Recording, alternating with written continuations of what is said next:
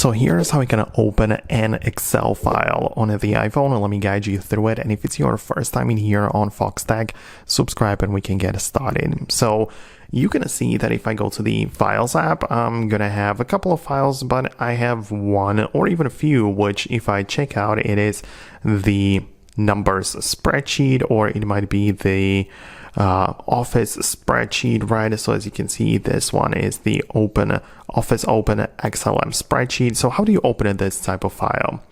Well, the point is that you need to use a third-party app, which is going to work as an editor and also reader of this file. So if you hold it down on this Excel file, in your Files app, you can click on the Open With and choose from the available options. So as you can see, I have the Microsoft Excel app downloaded on my device, so I can use that one.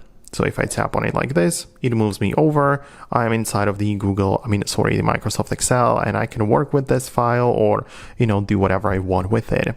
But as you can notice, there are even other apps which you can use for this purpose. If I click on Open With, I can also open it up through the Apple Numbers app.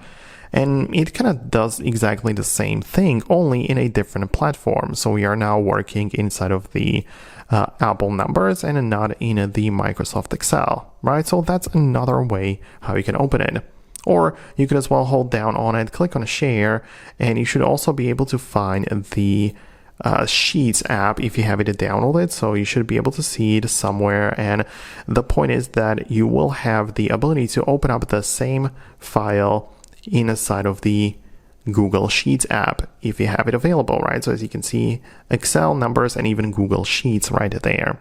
So the point is that you need to download any of these three apps: Microsoft Excel, Apple Numbers, or Google Sheets, and this is how you'll be able to open the spreadsheet files using any of those options. So I hope that I was able to explain it.